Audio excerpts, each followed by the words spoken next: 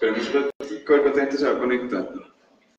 ¿Cómo van? Regresamos a nuestra serie de Facebook Live con nuestro director León Valencia. Vamos a dejar que algunas personas entren y comenzaremos en unos minutos.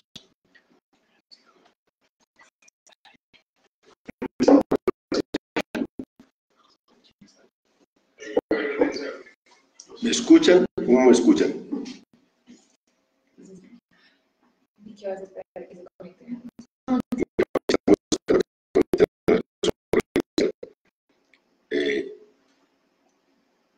Una discusión sobre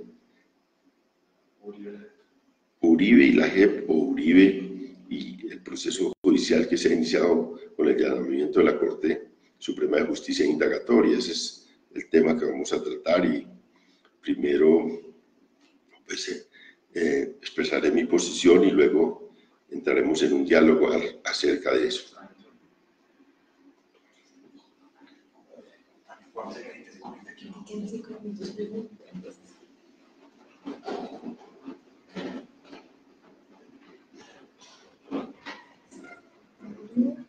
Puedes decir que en 5 minutos empieza. En 4 o 5 minutos empezamos. Que nos sigan en nuestras redes sociales. Nos pueden seguir en nuestras redes sociales, en portal.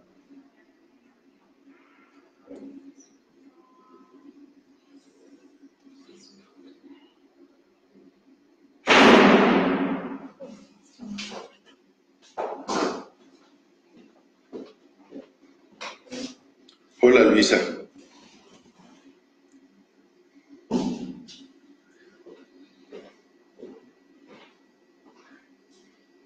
Juan Pablo, Fernando. Saludos a todos.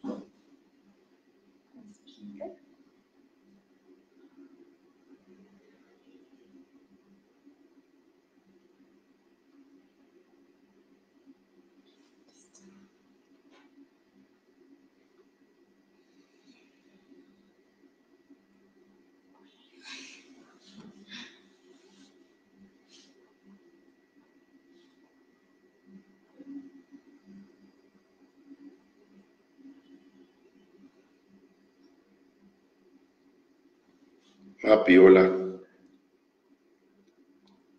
Nicolás, hola. Listo, yo creo que empecemos.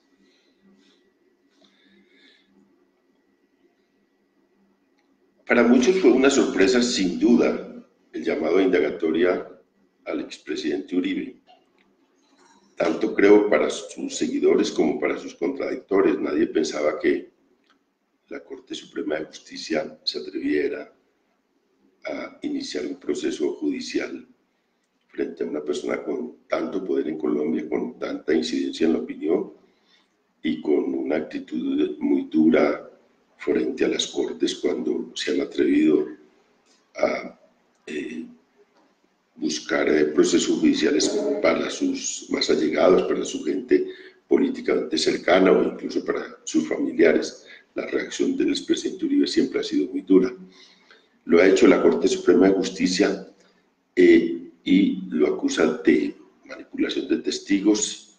En términos penales es soborno y fraude procesal lo que han expresado. Y ese es un primer plano. Manipulación de testigos o soborno y fraude procesal para tratar de obviar o para tratar de salir adelante en un proceso de fondo o en unas acusaciones de fondo que son las que nos interesan más, que son si el expresidente Uribe como funcionario público incurrió en la formación de grupos paramilitares y en todo lo que se derivó de las acciones de los grupos paramilitares, que son violaciones al derecho internacional humanitario, violaciones a los derechos humanos y una tragedia enorme en la vida colombiana que significaron estos grupos. Entonces tenemos ahí dos planos del problema. Un plano primero, que es el de fraude procesal y de soborno, y otro plano de fondo es si Uribe está en curso en conformación de grupos paramilitares y en los crímenes que se derivaron de esto. de esa materia es que estamos hablando y claro, ahí hay una batalla política y jurídica enorme. Una primera pregunta que siempre se hicieron y que copó las páginas de los diarios y la apertura de los noticieros de televisión en estos días es si es posible que Uribe pueda eludir la Corte Suprema y ir a la Fiscalía, ir digamos, a otra instancia para su juicio. Si la Corte Suprema, una vez él renuncia o sale del Senado, tiene competencia sobre eso. Esa discusión está entre los juristas y hay unos que dicen que no, que la Corte siempre tendrá la posibilidad de seguir en ese juicio y que será su decisión la que determinará dónde estará, digamos, el juicio a Álvaro Uribe Vélez. Esa es una primera discusión, esa discusión es fuerte desde fondo también, pero la más importante es, bueno, después de tramitado su soborno y tramitado la idea de si vendrá a seguir latente el juicio por procedimientos desde funcionario público hacia la conformación de grupos y también sobre sus actuaciones como gobernador o como presidente de la República. Y ahí la discusión es, ¿va a escoger en ese juicio que es de fondo la justicia ordinaria o va a escoger la justicia especial para la paz? Y creo yo, y lo he discutido con muchos amigos y gente de izquierda, que lo mejor sería que él escogiera la justicia especial para la paz, la JEP, que es mejor para la verdad, para la justicia del país.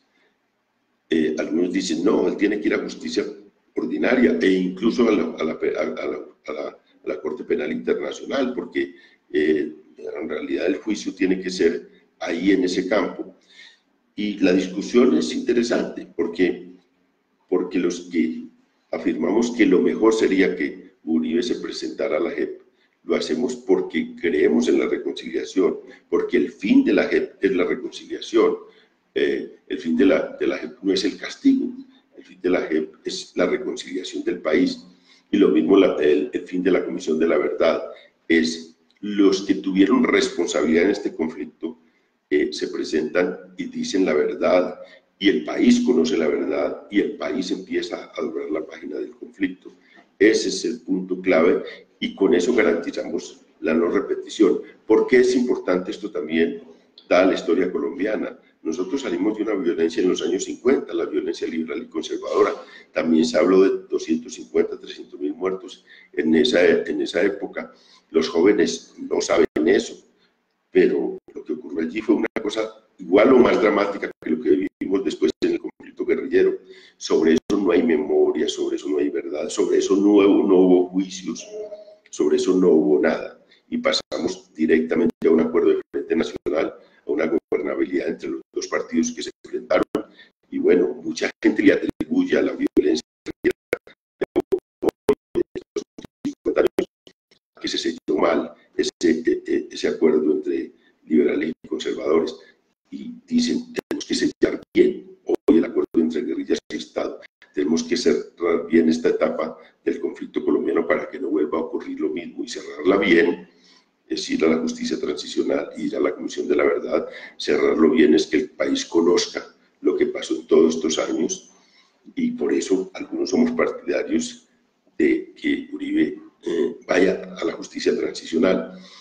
Tiene un camino, ya alguna gente tomó esa decisión. El general Montoya fue el puntal del presidente Uribe cuando fue presidente, también cuando fue gobernador. Es su alter ego militar, con él fue que aplicó más la política y su idea de seguridad democrática, de manera que Montoya, que va voluntariamente a la JEP, es un indicativo de que también lo puede hacer Uribe. Claro, mucha gente lo ve como imposible porque Uribe ha sido un crítico de la justicia transicional, porque Uribe ha tenido una posición dura y de legitimación de esta justicia. pero cosas se ven. Y si lo que queremos decir es que esa es una posibilidad y que sería la mejor posibilidad para la reconciliación nacional. De manera que estos comentarios quería hacerlos para empezar esta conversación. Te preguntan que si es cierto que si, como renunció al Senado, el caso lo toma la Fiscalía. Eso todavía no está claro.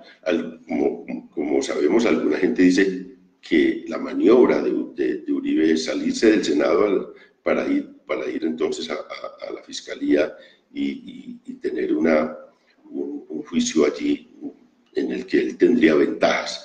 Alguna gente dice el estilo de estos altos funcionarios es ir a niveles de justicia donde entran con toda la magnitud de sus cargos anteriores, de ser un presidente de la República durante 8 años, de ser un expresidente de la República, y que eso intimida a cualquier juez, digamos, del nivel bajo de la justicia colombiana, de los niveles iniciales de la justicia colombiana. En cambio, a un magistrado de la Corte Suprema o una sala de la Corte Suprema, pues le es más difícil intimidarla y habrá una igualdad y un equilibrio más entre el juzgado, al quien está juzgando y los que hacen ese juicio.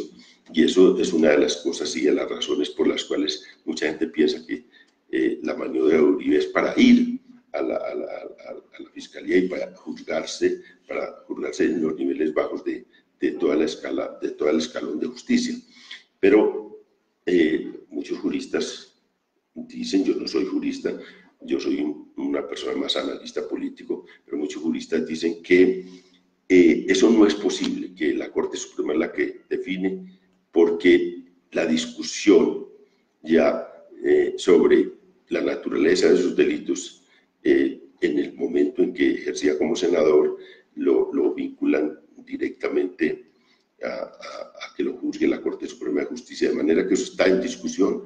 No está claro definitivamente qué es lo que va a ocurrir, pero claro, lo mejor en este caso es que mantenga su decisión la Corte Suprema de Justicia, porque allí hay un mayor equilibrio de igualdad entre los que lo juzgan y el sujeto, digamos, de juicio, digamos que ese es como las ventajas que tiene la Corte Suprema de Justicia. También te preguntan que qué posibilidad hay de que la renuncia de Uribe al Senado no sea aceptada. Pues su partido ha dicho que ha dicho a él que no, digamos que no renuncie. Ahora, esto es una voluntad, ya sería un poco farsante la cosa si lo que presenta es una renuncia con la esperanza de que no se la acepten. Y si el partido político al que pertenece entonces lidera una idea de que no renuncie. Pero lo que se da por sentado es que si esa es la voluntad, digamos, del senador, pues le acepten la renuncia, digamos, eso es como lo normal que ocurre. Pero bueno, quién sabe ya en el juego político cómo ocurriera eso en el Senado, pero esa es la idea. Creo que el martes hay esa convocatoria de plenaria para aceptar la renuncia del expresidente Uribe al Congreso. Para Uribe, él, no para el país, ¿sería mejor la Fiscalía o la Corte Suprema de Justicia? Pues creo que más o menos yo he recogido opiniones de mucha gente, dice mejor la Fiscalía, porque él allí se presenta con una investidura grande sobre digamos, los personas que estarían encargadas de adelantar ese juicio, que son gente de menos experiencia que los magistrados de la Corte Suprema de Justicia y de menos rango que los magistrados de la Corte Suprema de Justicia, y se enfrentarían a un político que tiene un poder, digamos, enorme, como líder político, con una opinión detrás también enorme, con un partido político, con una historia grande, y eso lo hace menos vulnerable ante este tipo de personas y le crea una desigualdad en el propio debate y en su propio, digamos, proceso judicial. También te preguntan que cómo enfrentar el uribismo y a la represión. Pues yo creo que aquí, digamos, algunos tenemos mucha experiencia en enfrentar al uribismo.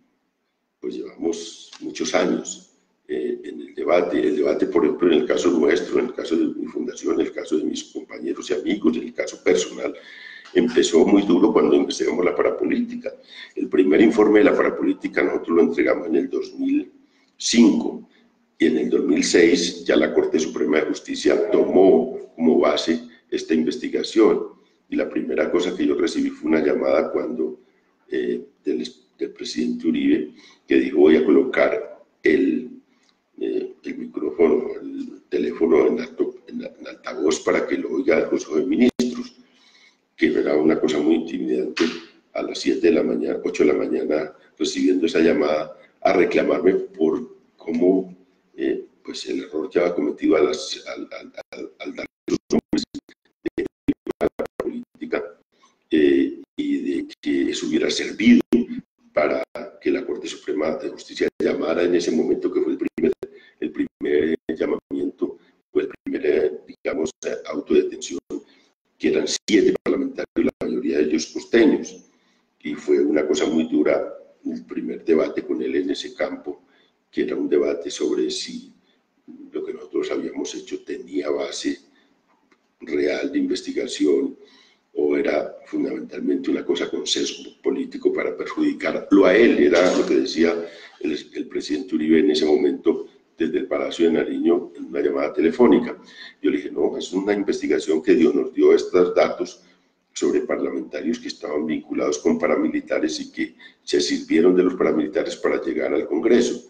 Esa es nuestra investigación, no tiene ninguna pretensión política, pero quisimos investigar el fenómeno. Ahora nuestra investigación, como era una investigación con categorías políticas, no era investigación con categorías judiciales, nosotros no estamos acusando a nadie. La Corte Suprema es la que lo estaba acusando y tomaba nuestra investigación académica más como un análisis de contexto que como pruebas, porque cuando los fiscales delegados ante la Corte Suprema de Justicia fueron a pedirnos el corpus de investigación, nosotros les advertimos: todos los que nos dieron estos testimonios lo dieron con la condición, y nosotros les pusimos esa razón, de que nunca acudirían a ningún juzgado ni a ninguna, digamos, ni a la Fiscalía a ratificar estos testimonios para convertirlos en pruebas judiciales.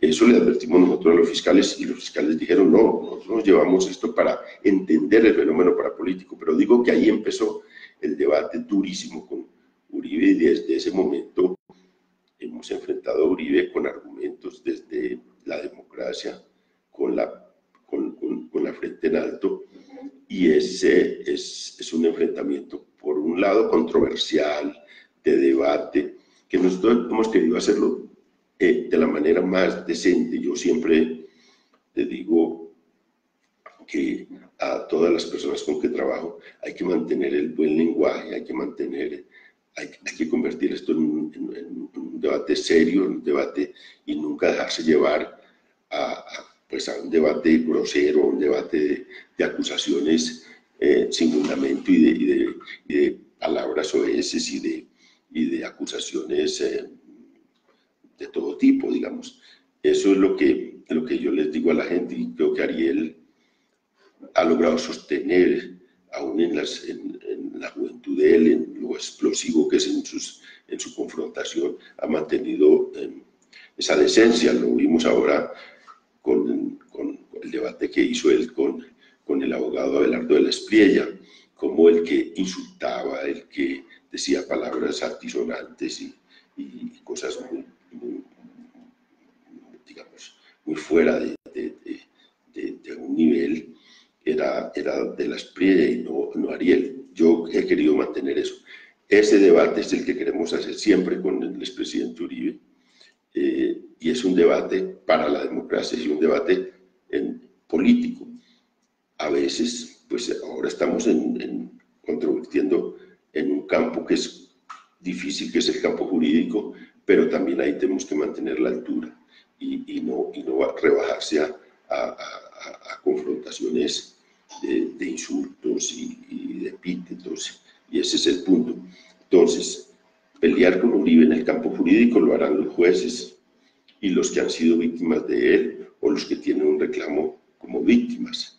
Pelear con él desde la academia o desde la investigación o desde el periodismo lo hacemos los que hacemos este oficio, y lo hacemos con las convicciones democráticas y tratamos de tomar distancia y no colocarnos en la condición de afectados o de víctimas, sino en un lugar de favorecimiento de la democracia. Ese es el combate que hacemos desde la política.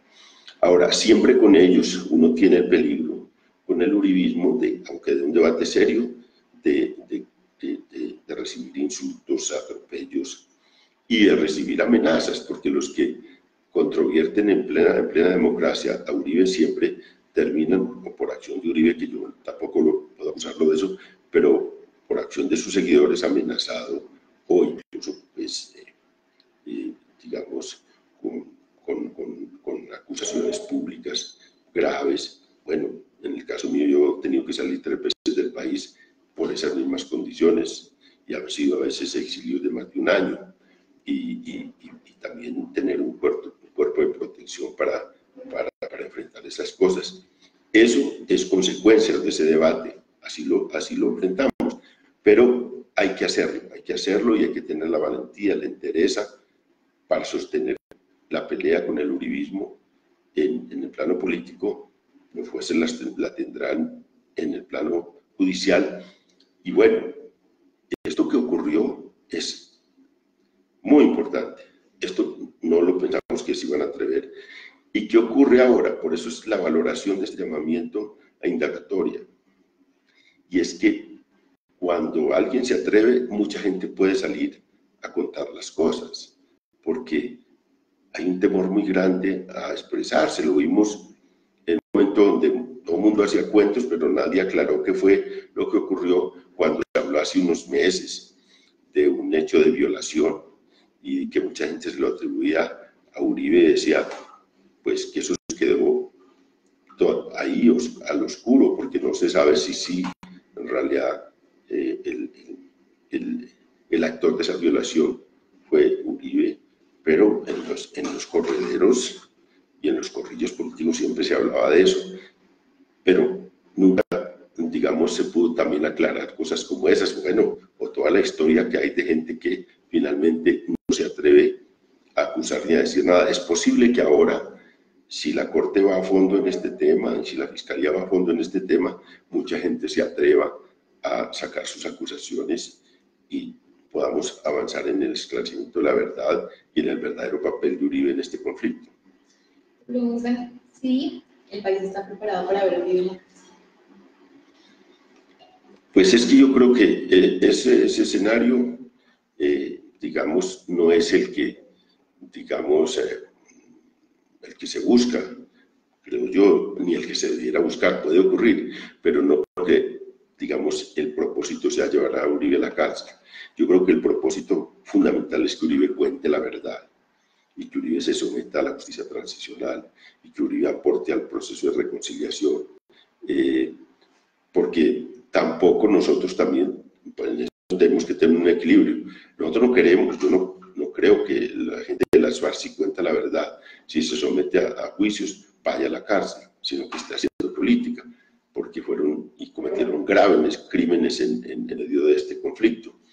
Entonces, nosotros, pues, por lo menos en el caso mío, lo que quiero es que Uribe haga el mismo camino de las FARC, y es que cuente que él estuvo de este lado del Estado en la confrontación militar. Se cometieron muchas violaciones al derecho internacional humanitario y entonces aquí hubo los falsos positivos, hubo la conformación de grupos paramilitares, hubo muchos excesos de fuerza pública. Los generales están poniéndole la cara de manera valiente a esta nueva realidad y se están presentando a la justicia especial. Esperamos que Uribe haga lo mismo. Entonces, porque no puede ser que en Colombia los que se presentan a la justicia y a la verdad y a la Comisión de la Verdad sean solo los generales y los de las FARC, sean solo los militares y los de las FARC, cuando el comandante en jefe de las fuerzas militares es el presidente de la República y no puede ser, y la misma responsabilidad de muchos políticos y empresarios en Colombia no puede quedar en la oscuridad y solo los que estuvieron en el combate son los que vistieron un uniforme, sea desde el lado de los guerrillas o del lado de los militares, sean los que concurran a explicar lo que ocurrió en Colombia. Entonces, esa es la idea. Yo no tendría ningún interés en que Uribe termine en la cárcel. Para mí el interés es que aporte a la verdad, aporte a la reconciliación, se someta a tribunales y pueda recibir condenas de penas alternativas, como lo va a hacer la SUAR. Ese es el propósito. Ahora, ese es el peligro que tiene él si se somete a la justicia ordinaria, porque en la justicia ordinaria, si no hay, digamos, para estos delitos de los que se le acusa, penas alternativas, es cárcel. Y lo que fueron las FARC a negociar en La Habana fue eso, que en todo caso pudieran seguir haciendo política y que no fueran a pagar sus condenas en la cárcel, sino que pudieran recibir penas restrictivas de la libertad, pero penas alternativas distintas a la cárcel, porque pues de eso se trata, digamos. En el caso de las FARC, pues están intentando que se les deje hacer política, por eso se levantaron en armas, y una cárcel pues les impediría hacer política. Pero también en el caso de Uribe, para que su familia y su vida prosiga normalmente en estos años que ojalá sean después de unos, seguramente unos 2 o 3 años de hacer política, ya el retiro, porque él también está de salida, él tiene ya está cercano a los 70 años y eso, pues la vida tiene sus ciclos.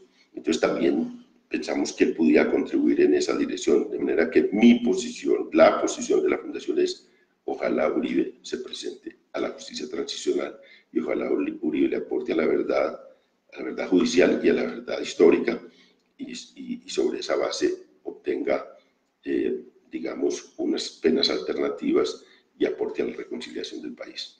Andrea Aldana pregunta: ¿hay similar entre el caso de Mario Uribe y el caso de Álvaro Uribe? Si la Fiscalía se quedara con la competencia del caso, como ocurrió con Mario Uribe, ¿la Corte Suprema de Justicia podría volverlo a llamar a futuro? Digamos, todo ese escenario judicial, que para mí no es, sobre el cual no soy experto, digamos, actúo, digamos, muy con dudas sobre cómo se desenvolverá todo ese proceso. Y me baso solo en opiniones de juristas. Hay opiniones muy claras de juristas que dicen: no, la Corte Suprema de Justicia va a mantener la competencia sobre Uribe, aún si se retira del Senado, y va a ir a fondo en ese juicio.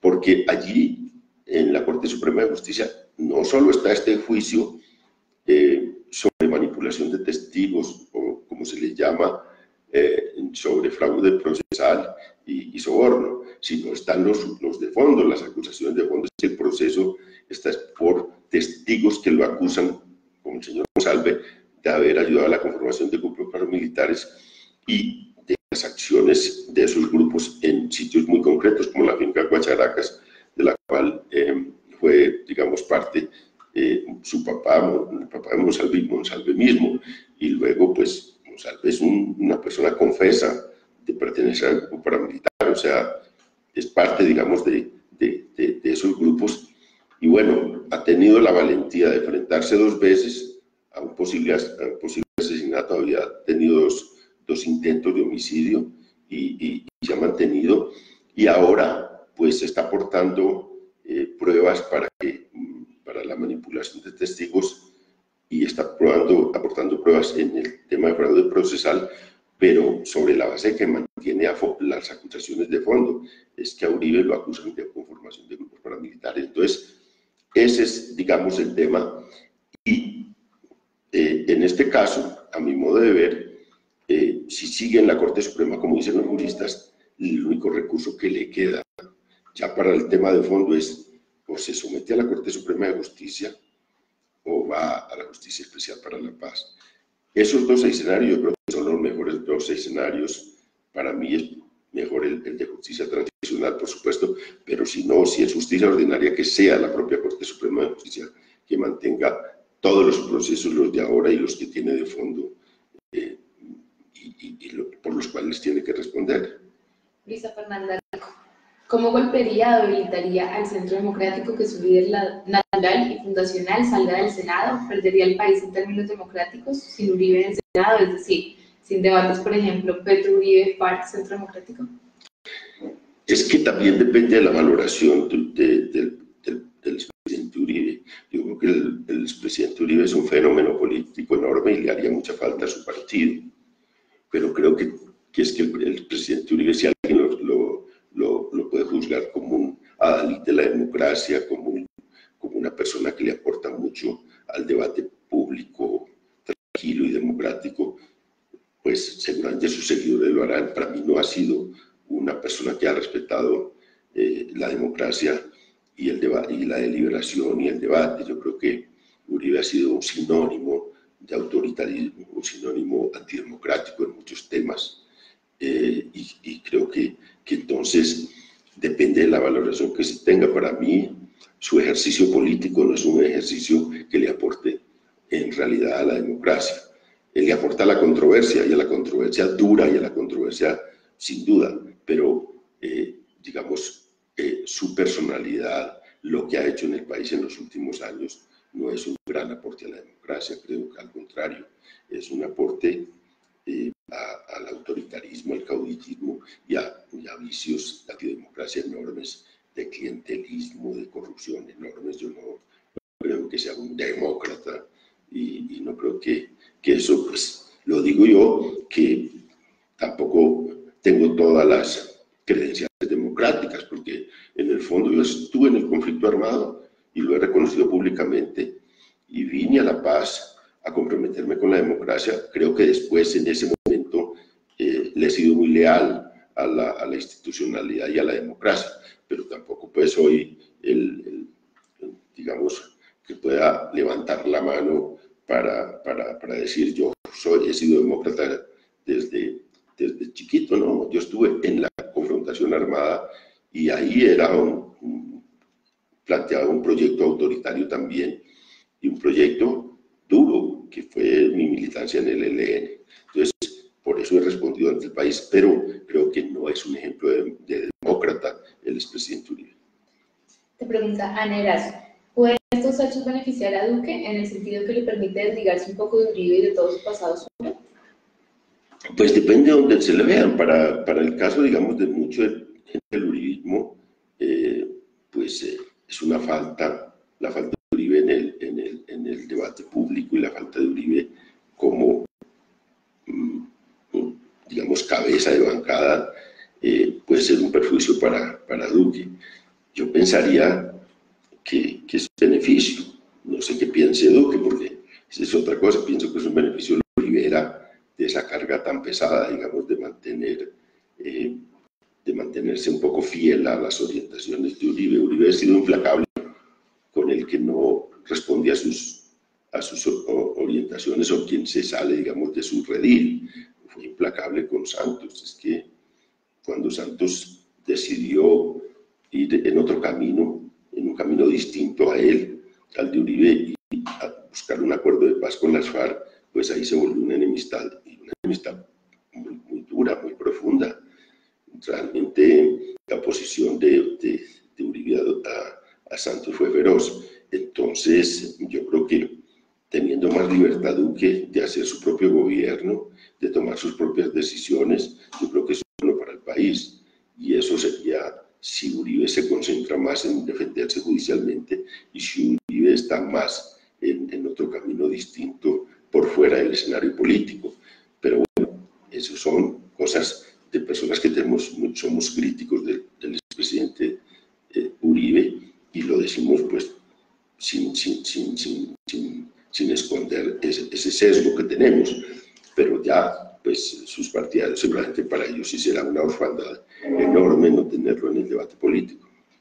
Vamos con las últimas preguntas. Te pregunta Julián Camilo Cometa, ¿qué probabilidades existen de que Uribe pueda asumir un cargo fuera del país o pide asilo político por persecución y llevada a la justicia?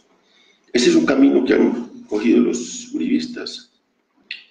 Pues está por fuera Felipe Arias, está por fuera el alto comisionado de paz, Restrepo, Está por fuera el que era el consejero espiritual de la campaña de Zuluaga en el 2014. O sea, mucha gente ha cogido el camino de irse afuera y de eludir la justicia. Este puede ser un camino también para el expresidente Uribe en América Latina. Esa es una costumbre también de buscar exilios, y vale para la izquierda y vale para la derecha. Pero bueno, una persona que ha tenido dos mandatos de 4 años, que tuvo las más altas dignidades del país, le quedaría muy mal evadir la justicia colombiana. Pero bueno, ese es un campo, un escenario que tenemos que contemplar, esa posibilidad, porque ya lo han hecho otros personajes, altos funcionarios muy cercanos a Uribe. La última es si es más suave un proceso por parte de la Fiscalía o por la Corte Suprema. No, es que no se trata de, yo no sé cómo, digamos, en las dos instancias, cómo se comportarán, digamos, las personas que van a hacer ese juicio. Lo que es cierto es que la Corte Suprema de Justicia debería ser a la vez un lugar de garantías, porque son los mayores jueces del país, los jueces con más tradición, con más conocimiento y con más experiencia, y tienen, digamos, podrían, pues sus juicios en derecho tienen que ser de mayor calidad que las personas que apenas empiezan en la carrera judicial o que han hecho una carrera judicial y todavía están en los niveles bajos de esa carrera judicial. Eso es una cosa, pero tiene también digamos, una realidad, y es que pueden darse más severidad los que mayor experiencia tienen, los que tienen mayor rango, porque se hablan entre iguales. Un magistrado frente a un senador o un expresidente de la República tiene un nivel de igualdad mayor que lo que puede tener un juez en los niveles bajos de la justicia, y eso es una realidad. Y entonces yo creo que sería un juicio más, digamos, de más alto nivel y más cualificado el que le haga la Corte Suprema de Justicia. Ok, despedida, Nito. Bueno, yo creo que por hoy terminamos esta conversación y les deseo muy buenas noches y un abrazo muy grande para todos. Les agradecemos y nos vemos la próxima semana con más Facebook Live con León Valencia y Ariel Ávila. Sigan enviándonos sus preguntas o los temas que les interese escuchar, ya sea comunicaciones@pares.com o en nuestras redes sociales, y síganos en todas las redes sociales, @parescolombia, en todas, Instagram, Twitter y Facebook. Gracias.